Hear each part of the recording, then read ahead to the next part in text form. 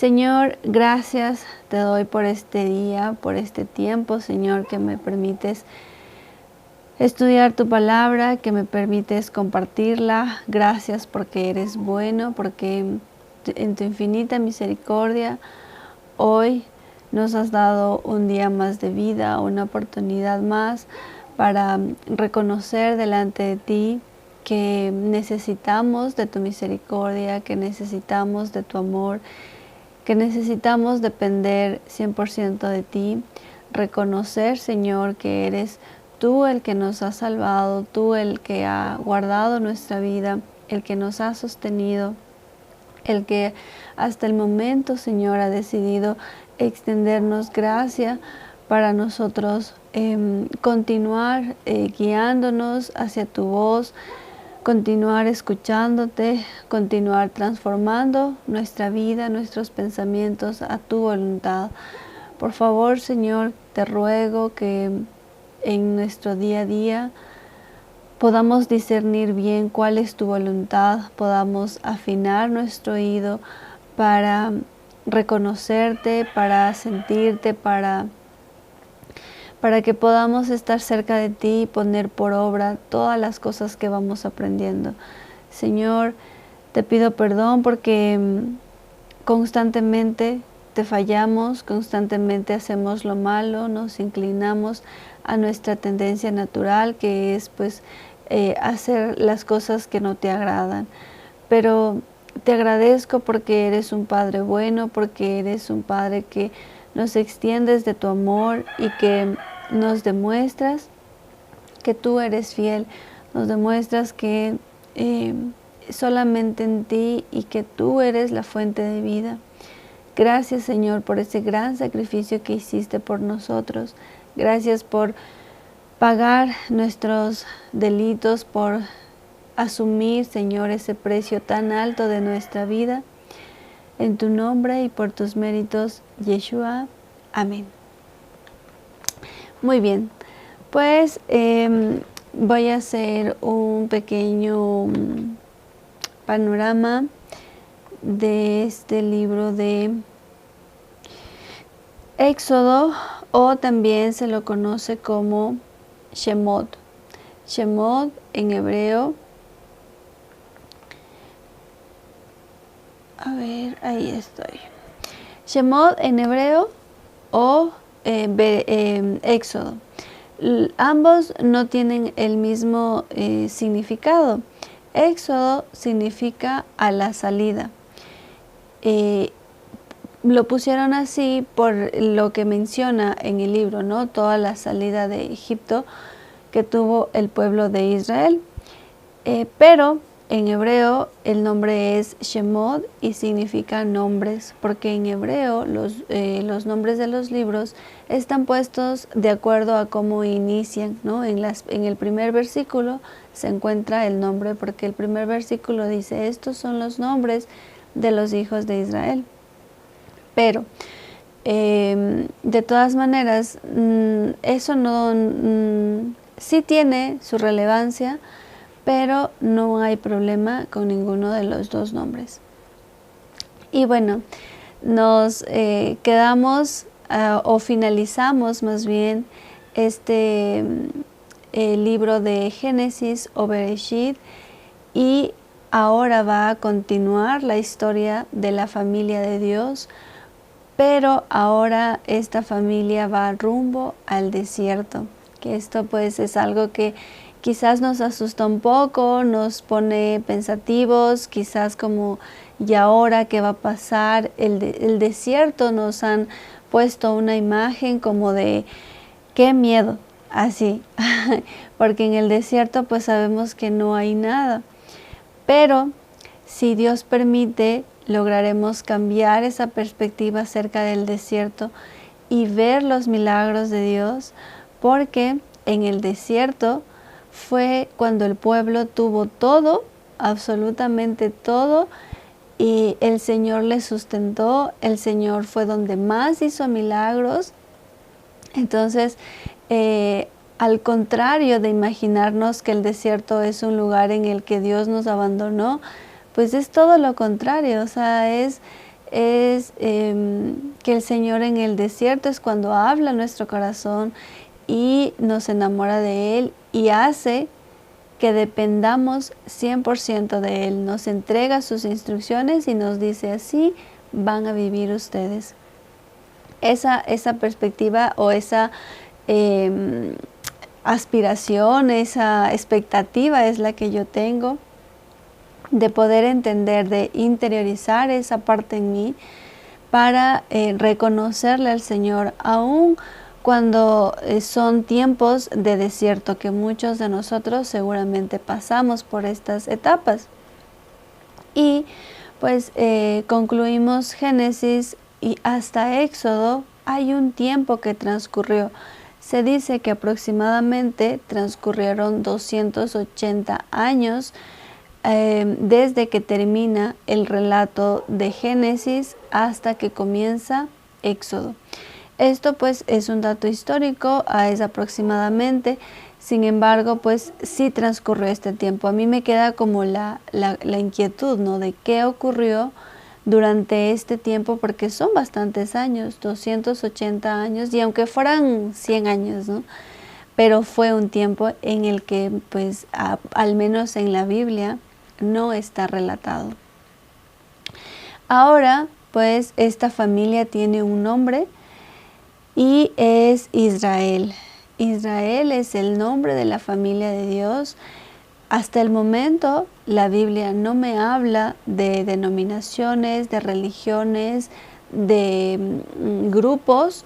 Me habla de una familia que fue dividida, pero que en algún momento el Señor nos va a volver a reunir. Como ya les mencioné, Israel es el nombre de la familia de Dios.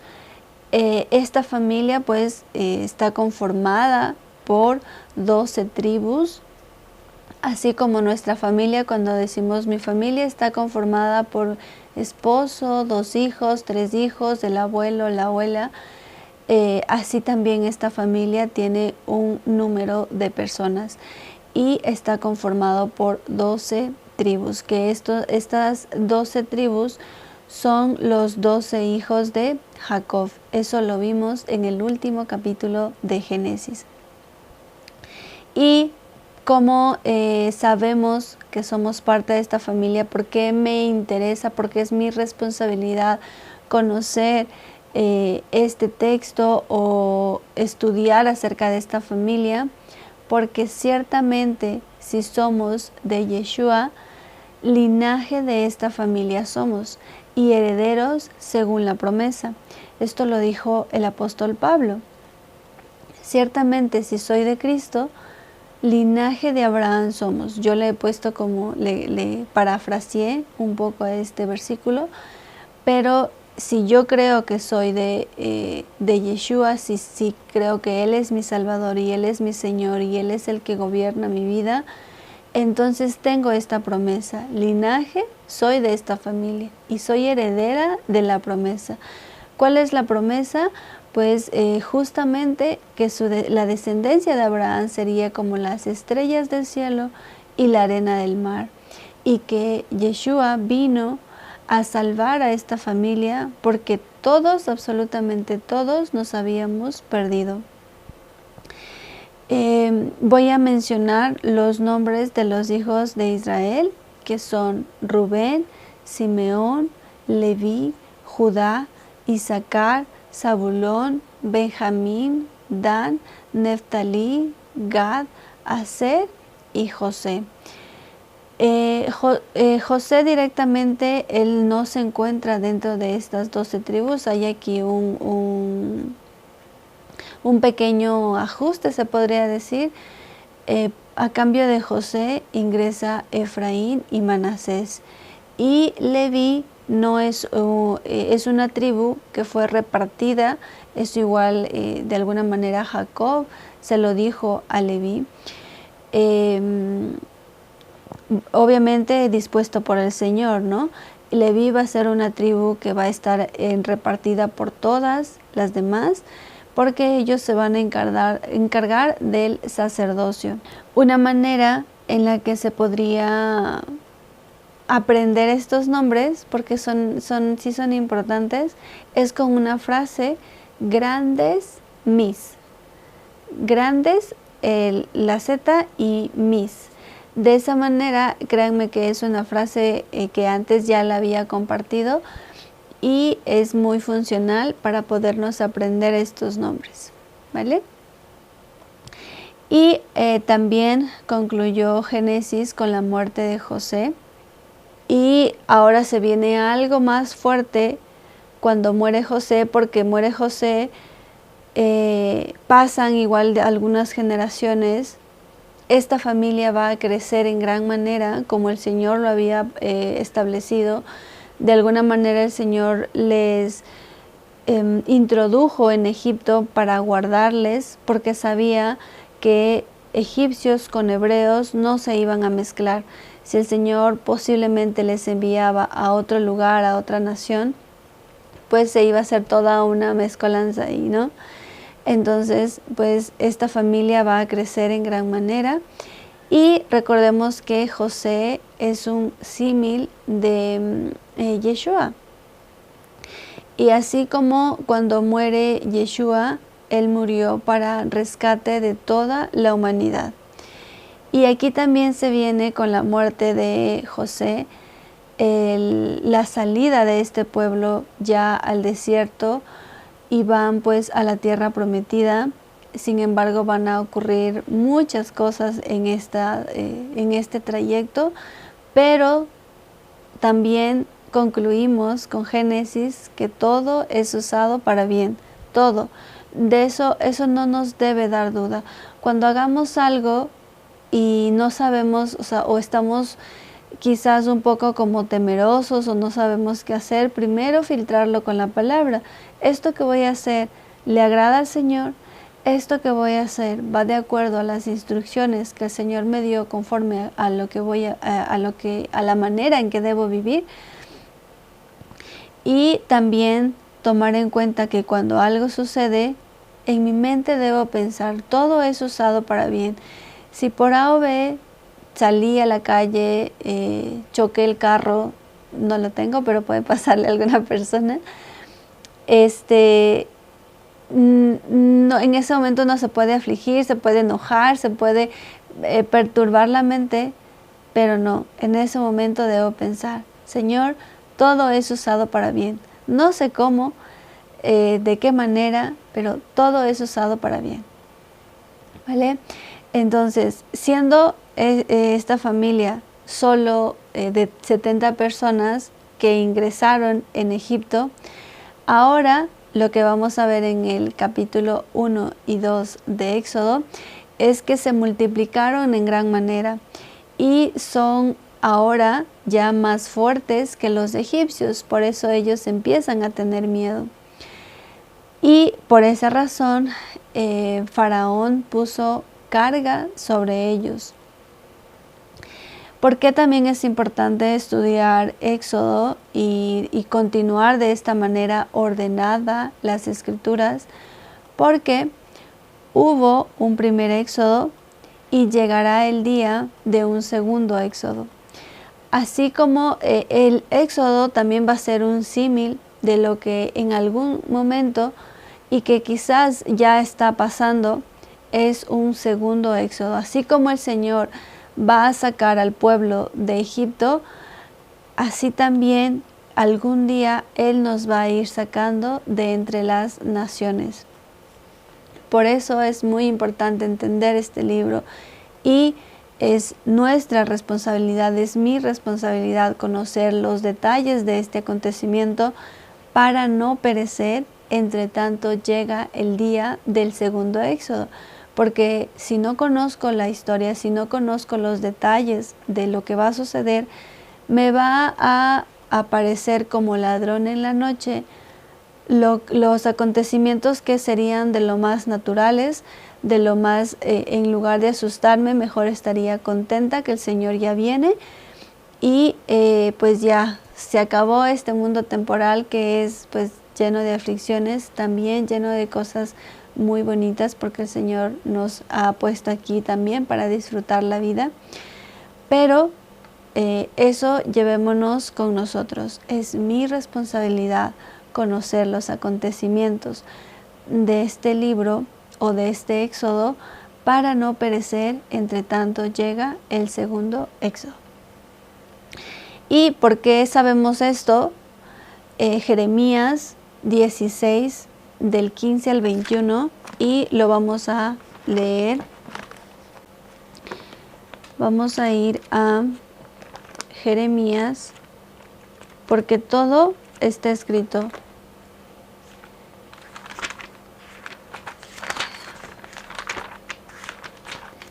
Jeremías 16 y vamos a leer desde el 15 al 21,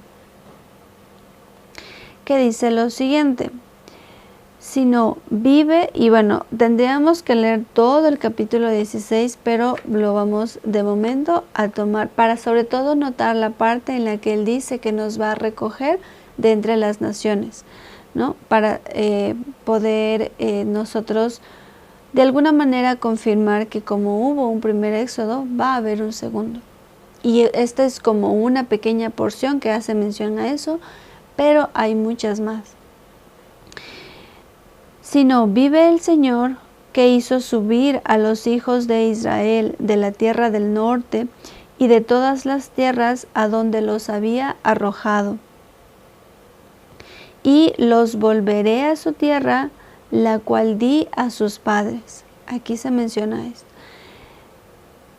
Vive el Eterno, que hizo subir a los hijos de Israel. ¿Quiénes son los hijos de Israel? Estas 12 tribus. De la tierra del norte, y pues aquí también hay que tomar en cuenta que desde el 722 antes del Mesías, Israel también es conocido como las ovejas perdidas de la casa de Israel. Para esto, pues es importante también que conozcamos acerca de la división de este reino, de cómo esta familia se dividió. 10 tribus fueron al norte y 2 tribus se quedaron en el sur. Por eso, ¿por qué es importante conocer este detalle? Para cuando yo lea y aquí me dice, vive el Señor que hizo subir a los hijos de Israel, saber a quiénes se está refiriendo. A los hijos de Israel de la tierra del norte y de todas las tierras a donde los había arrojado, y los volveré a su tierra, la cual di a sus padres. He aquí que yo envío muchos pescadores. Sino vive Jehová, que hizo subir a los hijos de Israel de la tierra del norte y de todas las tierras a donde los había arrojado, y los volveré a su tierra, la cual di a sus padres. He aquí que yo envío muchos pescadores, dice el Eterno, y los pescarán, y después enviaré muchos cazadores y los cazarán. Por todo monte y por todo collado y por todas las cavernas de los peñascos, porque mis ojos están sobre todos sus caminos, los cuales no se ocultaron, ni su maldad se esconde de la presencia de mis ojos. Pero primero pagaré el doble de su iniquidad y su pecado, porque contaminaron mi tierra con los cadáveres de sus ídolos, y de sus abominaciones llenaron mi heredad.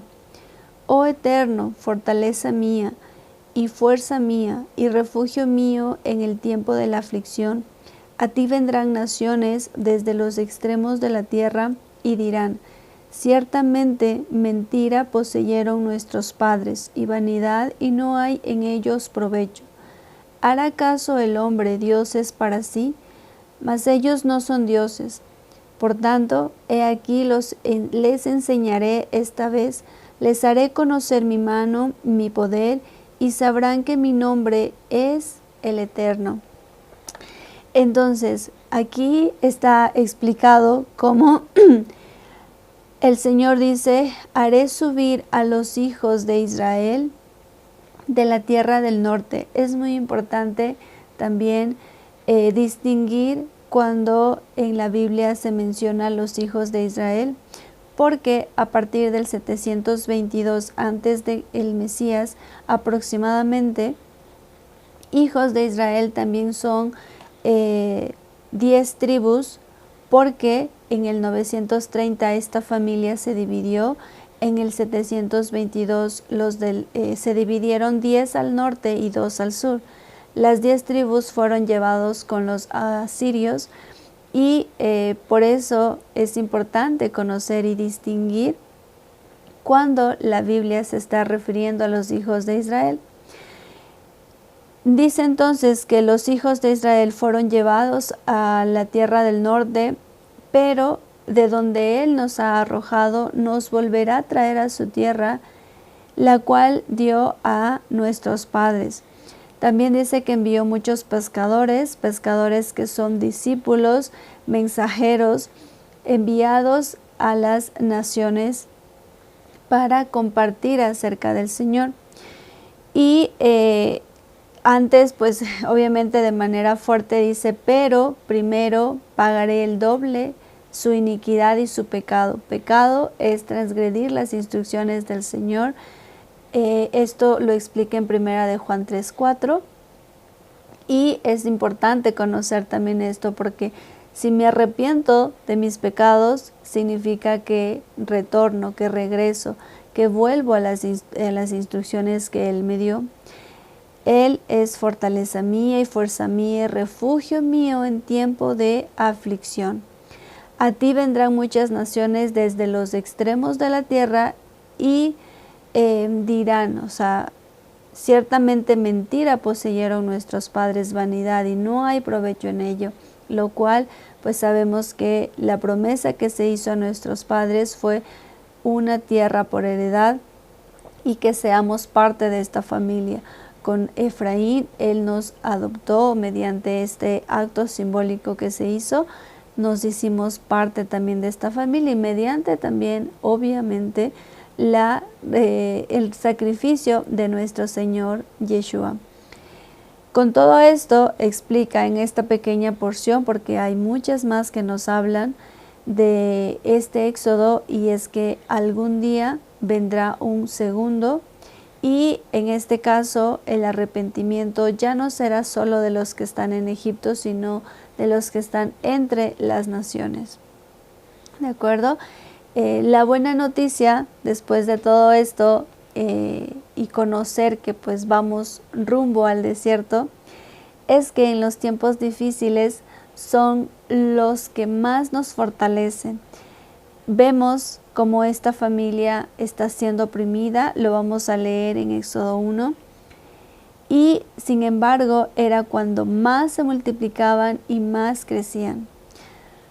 Todo, por tanto, todo lo que sucede es para fortalecer el carácter de Yeshua en mí, morir yo para que viva Él. Que ya no prevalezca lo que soy yo, porque si cada uno puede reconocer, yo reconozco que pues ni siquiera soy buena para levantarme temprano. Sin embargo, el Señor hace y pone esta responsabilidad en mí, les usa a ustedes como instrumento para pues morir a mis deseos y que prevalezca lo que Él quiere hacer en mi vida y también en la suya. Por tanto, todo proviene del cielo y por eso siempre es bueno.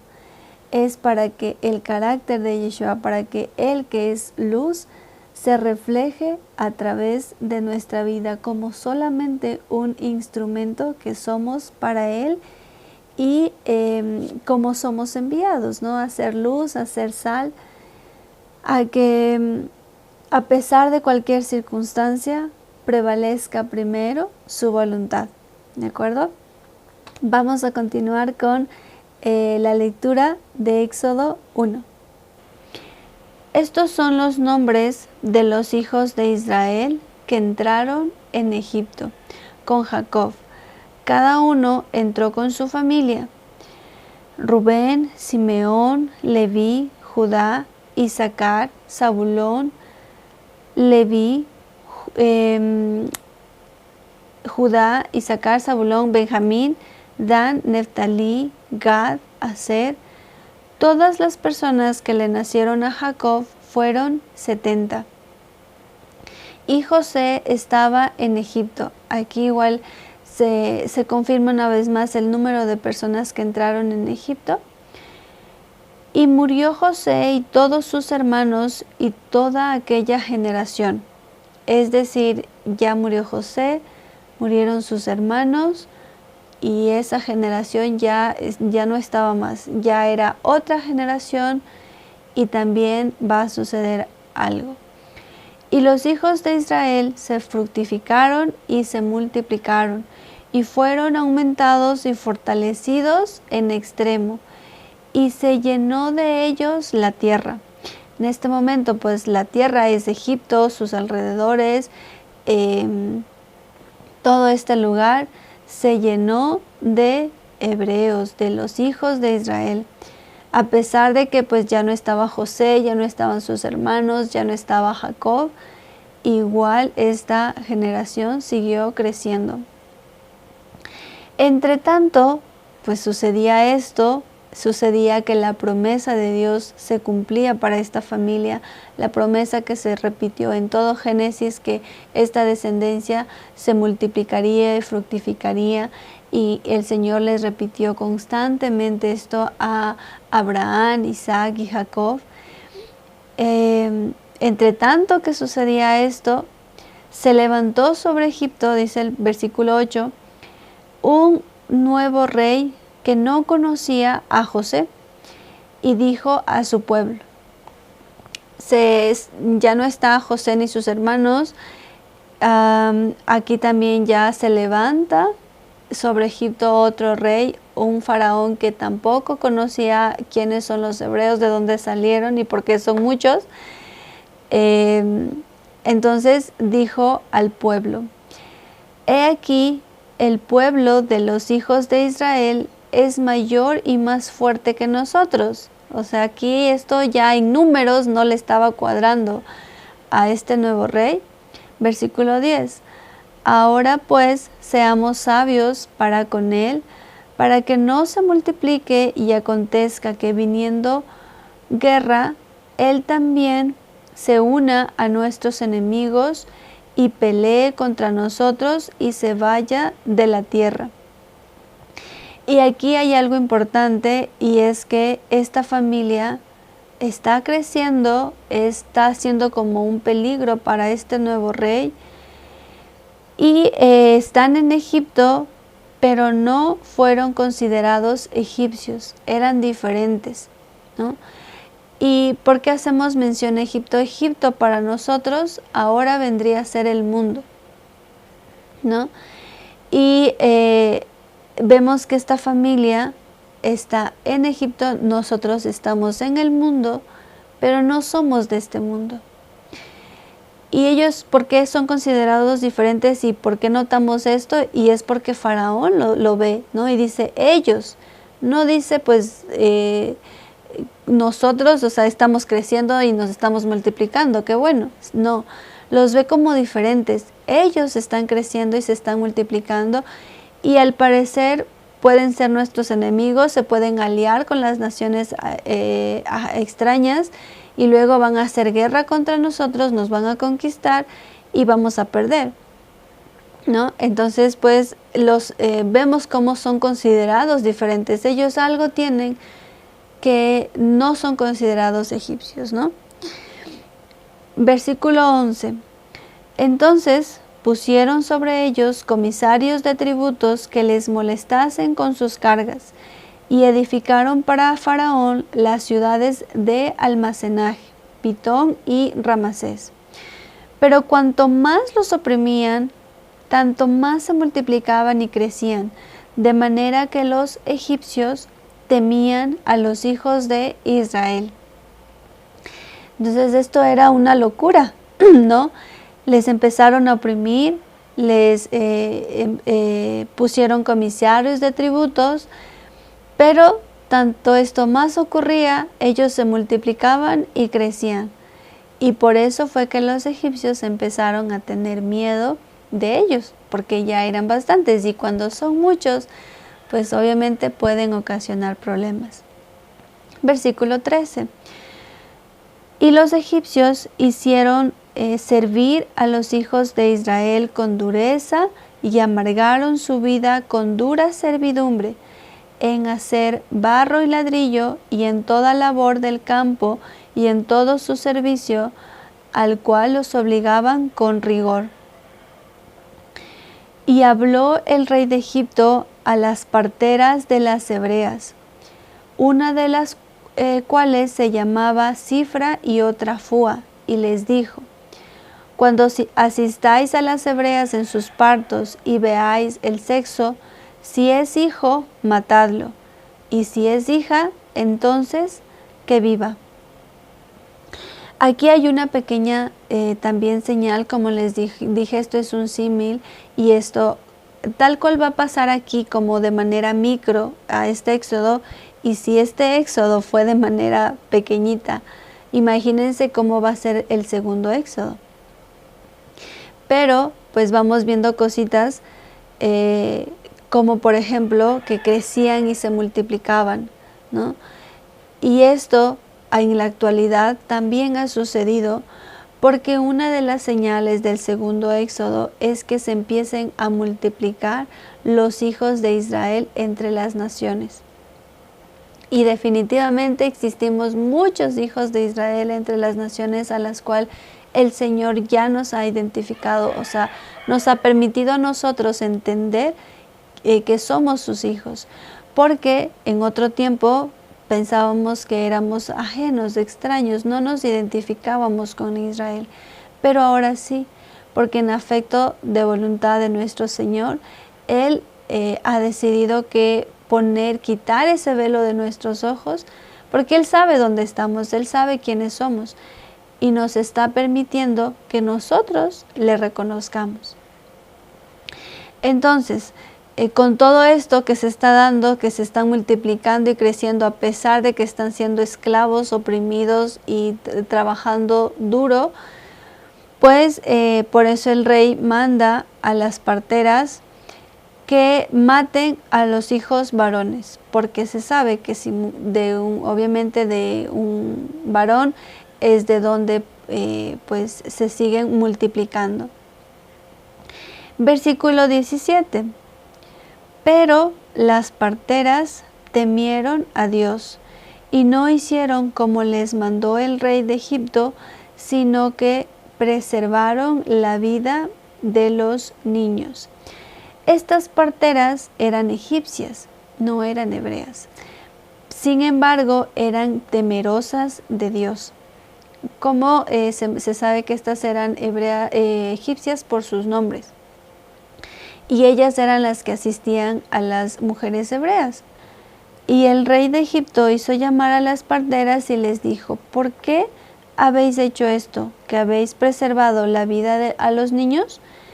Y las parteras respondieron a Faraón: porque las mujeres hebreas no son como las egipcias, pues son robustas y dan a luz antes que las parteras vengan a ellas. Versículo 20.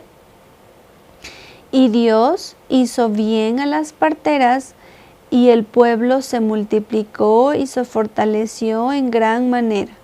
Dios no es deudor de nadie, pero primero es hacer su voluntad. No es: sí, Señor, es que ya me tocó hacer esto, ten misericordia de mí y bendíceme. No, no funciona así. 21. Y por haber las parteras temido a Dios, Él prosperó sus familias. 22. Entonces Faraón mandó a todo su pueblo, diciendo: echad al río a todo hijo que nazca, y a toda hija preservar la vida. Pensemos en que primero es Dios y lo demás es añadido, es añadidura. Lo demás ya es misericordia del Señor, ¿no? Y que Dios hace bien al que le teme. No es al contrario, no es tenerle miedo a Dios y por eso hacer su voluntad. No es que seguramente Dios me va a castigar si no hago esto. No, primero es hacer su voluntad y temer a Dios, ¿no? Porque Él es el que tiene la soberanía y el gobierno de todo. Y aquí vemos el fruto de temer a Dios. Seguramente pues las parteras, pienso yo, no lo hicieron esperando algo a cambio, y es más, estaban exponiendo su vida ante el rey de Egipto, pero ellas decidieron hacer la voluntad de Dios primero. Y temer a Dios significa pues no hacer algo contrario a lo que Él dice, no temer de miedo de que ay no me va a hacer daño. En sí estas mujeres ni siquiera estaban teniendo ese tipo de temor hacia el nuevo faraón, ¿no? Porque si hubieran tenido este temor a él, no hubieran hecho esto, no hubieran salvado y no hubieran salvado la vida de niños, que pues el faraón en esto se va a dar cuenta. No es una cosa que dice, bueno, no, nadie se va a enterar. No, lo están haciendo de manera pública, se están revelando ante el rey de Egipto, ante quien les puede matar, quitar la vida, por hacer la voluntad de Dios. Y ahí es cuando se acciona y dice el versículo 20, que es el que me gusta: Dios hizo bien a las parteras, y el pueblo se multiplicó y se fortaleció en gran manera por haber temido a Dios. Aunque estuviéramos a punto de perder la vida, debe prevalecer más la voluntad de Él. Esteban estuvo en esta condición, incluso a él le mataron, finalmente le mataron. Pero él dijo: Señor, que se haga tu voluntad, no la mía. Señor, perdónales porque no saben lo que están haciendo. Yeshua hizo esto. Y no es tampoco nosotros salir e irnos en contra del gobierno o en contra de nuestras autoridades, pero sí que prevalezca primero la voluntad de Dios.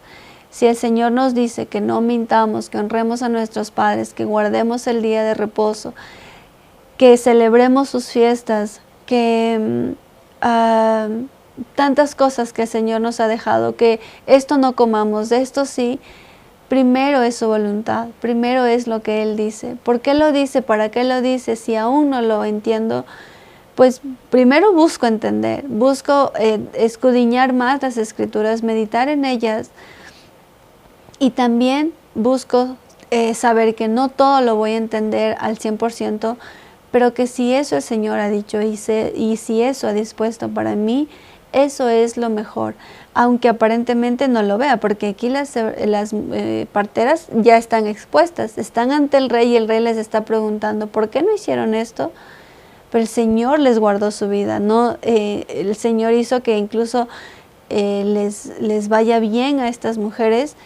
Y como el rey no pudo hacer nada, lo que él dijo es: bueno, las parteras no van a hacer caso, así que ahora a todo niño boten al río. Y esto también sucedió con Herodes en época de Yeshua, porque él mandó a matar a todos los niños. Y todo esto también sabemos que quien lidera es Satanás, es el contrario a Yeshua. Todo esto también dispuesto por el Señor, pero Él es el que lidera esto, porque a Él no le conviene que se cumpla la promesa de Dios, ¿no? Y Él no sabe y ni siquiera Él conoce la perfección del plan de Dios, pero entonces Él mira y dice: no, se están multiplicando, algo tengo que hacer, y pone y dispone pues estas cosas, ¿no? Pero no olvidemos que la palabra de Dios es eterna, que todo va a pasar, la flor se cae, la hierba se marchita, pero la palabra de Dios permanece para siempre.